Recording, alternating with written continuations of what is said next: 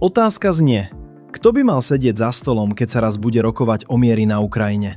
A odpoveď je zaujímavá, pretože ani na Slovensku sa na tom nevedia zhodnúť ani koaliční, ani opoziční politici. V relácii Téma dňa na TA3 sa minulý týždeň stretli predseda zahraničného výboru Marian Kéry zo Smeru a podpredseda PS Tomáš Valášek.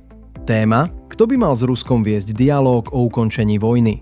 Kéry po debate zhrnul svoj pohľad vo verejnom statuse a tvrdo skritizoval Valáškov návrh.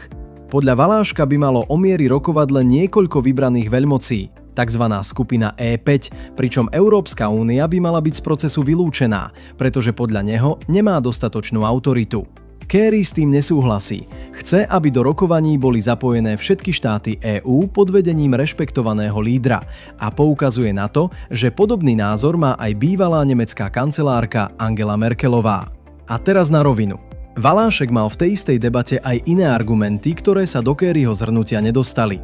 Povedal, že dôvera medzi Ruskom a Ukrajinou je dnes nulová a že mier sa podľa neho nezakladá na sľuboch, ale na schopnosti odstrašiť útočníka, teda na reálnej vojenskej sile tých, čo dohodu garantujú. Dodal tiež, že keby Ukrajina prestala brániť svoje územie, vojna by sa neskončila, len by Rusko postupovalo ďalej. To je jeho logika, nie Kéryho parafráza. Kéry vo svojom vyjadrení podmienil prípadné bezpečnostné záruky pre Ukrajinu tým, že Kyjev sa musí vzdať snahy o členstvo v NATO, zastaviť zákony namierené proti ruskej menšine a prestať si ctiť postavy ako Stepan Bandera, Roman Šuchevič alebo Andrej Meľnik, ktorých označuje za nacistických kolaborantov. Tu treba dodať dôležitý kontext. Tieto historické osobnosti sú skutočne predmetom hlbokého historického sporu. Časť historikov dokumentuje ich spoluprácu s nacistickým Nemeckom v určitých fázach vojny.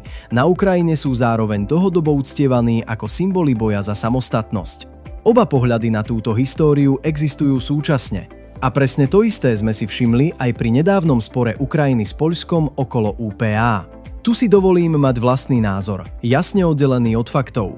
Akýkoľvek, aj malý krôčik smerom k mieru je vítaný, nech ho prinesie ktokoľvek. Ale zbraň sama o sebe mier nikdy neprinesie. Zbraňou len zamieríš a vystrelíš. Mier vzniká pri rokovacom stole, nie na boisku. 3 vety, čo ostávajú. Kéry a Valášek sa zhodujú v tom, že mier je cieľ, ale rozchádzajú sa v tom, kto má k nemu viesť cestu. Valáškové argumenty o nulovej dôvere a nutnosti odstrašenia sú jeho logickým protiargumentom, ktorý Kéryho zhrnutie nezachytáva celý. A spor o to, kto smie sedieť za rokovacím stolom, ostáva presne taký nevyriešený, ako bol pred touto debatou.